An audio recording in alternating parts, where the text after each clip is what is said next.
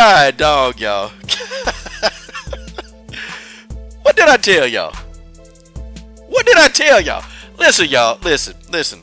This video is going to be a lot different than what you think. It's going to be 10 times more different, okay?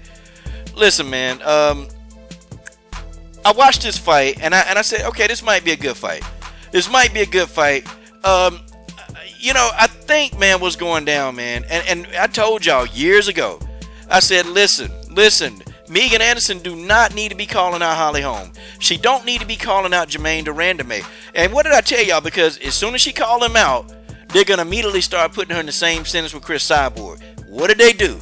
They put this girl in the same sentence with Chris Cyborg. They started doing it. And I said, this is what I told y'all. I said, Megan is not ready for that kind of action yet. I said, listen, man, I like Megan Anderson. She's a good fighter, man. I want this girl to stay in Invicta and develop. That's just what I wanted. Because at the time, I was a huge Megan Anderson fan. And some people are not going to believe that. I was a big fan of Megan Anderson. Like what, back in 2017? And I'm like, nah, man, let this girl develop. Listen, let's not talk about the UFC right now. Let's let Megan defend that Invicta title several times, man. And just fill the holes in her game. So then when she come to the UFC, man, you know, she'll be a force to reckon with. I made so many videos saying that.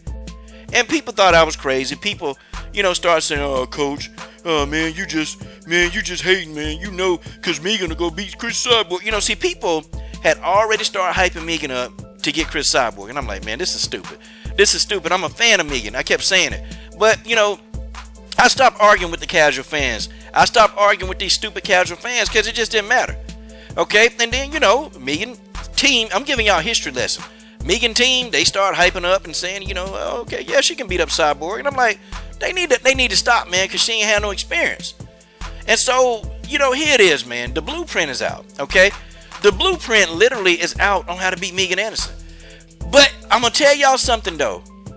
I was actually impressed with some of the stuff that Megan did. And I know some of y'all just not going to believe this. I know some of y'all, you ain't going to be able to hear, coach, you serious? Yes. There were a few things that Megan did in this fight that I was actually impressed with. There's not much to really talk about in this fight, y'all. I'm going to be honest, the fight was over that quick.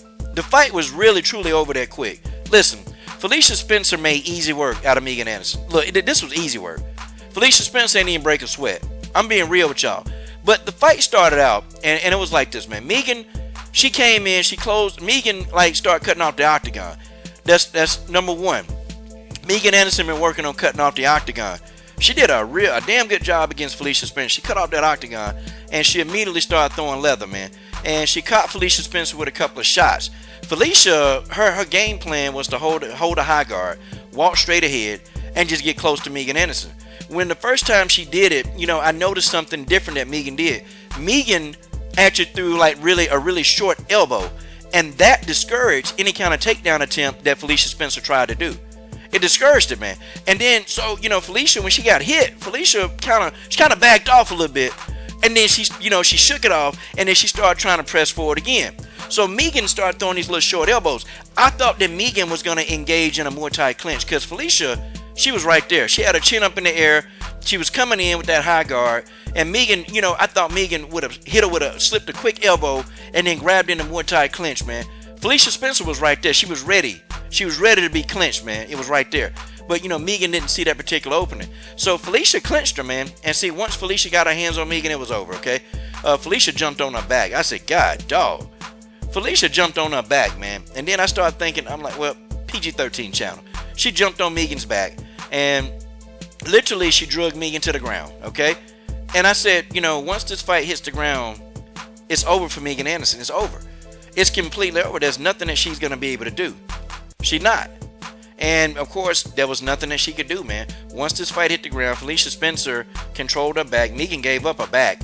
Felicia started getting in some pretty good ground and pound. It wasn't anything that was hurting Megan, but Megan started trying to block the ground and pound. Then Felicia quickly snuck that elbow up under the chin of Megan Anderson. She put Megan belly down. She put her belly down, and it was a wrap. Megan was belly down, and it was nothing else she can do, man. She couldn't get up. And Megan, she had to tap out, man. She had to tap. I'm going to tell you, man, this, you know, in a way, I want Megan to be successful. And guys, y'all can't hear that.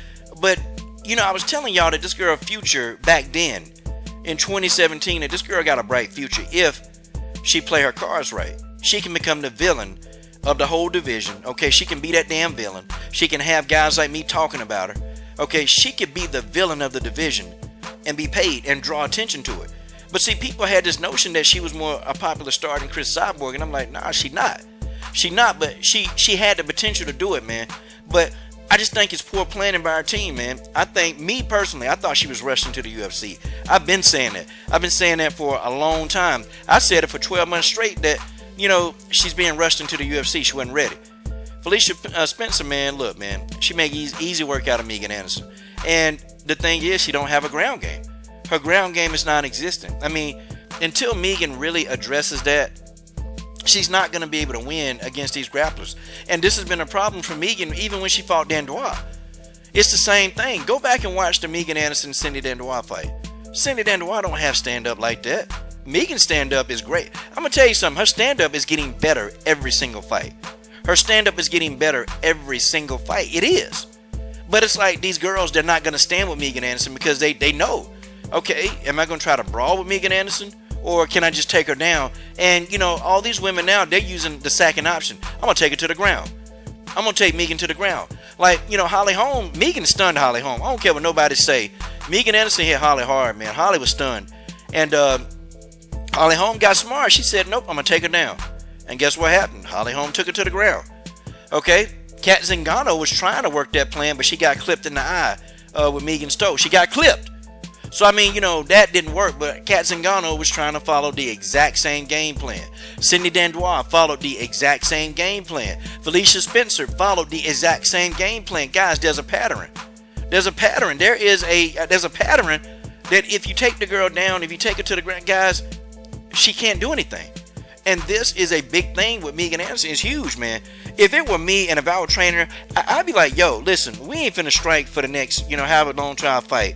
You finna work takedown defense, and you finna do, I don't know, man. We set a number a day, 200 a day, like just fresh people coming at you over and over and over, and you gotta defend the takedown, even when you tired. Like something that has to change in Megan's camp, or she's not gonna be successful. And I'm just telling y'all, I actually want Megan to be successful because Megan, her playing the role of the villain and winning, she can actually help that division. She can help it. Now everybody and their mama in Invicta, they finna be on Megan helmet. They finna be on Megan Anderson helmet. They finna get Megan. They finna call Megan out. Every featherweight out there, every up and coming featherweight, they gonna be like, I can beat her. I can beat her. They gonna be saying it. Megan gotta get some respect back. And I'm unfortunately losing to Felicia Spencer. And this is no disrespect to Spencer, okay? Because I was telling y'all, and I told a lot of Megan Anderson fans, don't sleep on Spencer. I said, don't do it. Felicia Spencer don't look like a fighter. She looked like a mom. She just, she like somebody who carpooled a bunch of kids. Felicia Spencer really looks the role of a mom, like a softball mom. So that's what she looked like. She don't look like she's a fighter. But when Felicia get in that octagon, people begin to know that this girl, Felicia, can go. She can go. She is rough and she's tough. And Felicia is a dog. And I like that in Felicia. She a dog. She don't mind getting hit. She gonna go in there. She gonna get hit and she gonna do what she gotta do. That's why I like Felicia Spencer. That's why I'm a big fan of Phenom. But I mean, honestly, if Megan had some takedown defense, if Megan actually could defend the takedown, Megan could have KO'd. She could have KO'd Spencer. Like real talk. But I saw Megan doing some things. I'm gonna tell you what I saw her doing right. I saw her, head movement. I saw her anticipating those kicks. Like she was prepared for those kicks. Okay. And I saw her slipping. I saw her ducking. I saw her moving. I saw her moving lateral. And I'm like, okay. And I also saw Megan cutting off the octagon effectively. And I'm like, okay, so that's something that I really didn't see in her previous fights. Her stand-up is evolving. Her ground game is not evolving. And this is the problem. Okay. The featherweight division, it literally needs Megan Anderson to be successful. Because think about it like this, man. She's gonna draw attention to the division because she's gonna trash talk. She gonna do it, and that's gonna draw people in. But deep down, I do want her to make. But it's like they gotta make better decisions, man. It's gotta be, man. Like they blew the Invicta thing because You know, okay, so now she's under contract. How is she going to have time to even prepare? I'm like, what? See, that whole thing, she should have stayed in Invicta, man, a little bit longer. But I get it, man. When they call you up to the UFC, you kind of have to take it because it's a big payday. You know, it's a huge payday. It's a lifestyle change. And you have to think about things. Do you want to continue, eating, macaroni and cheese out of a cardboard box? Or do you actually want to, be able to afford groceries? Do you actually want to be able to afford a vehicle?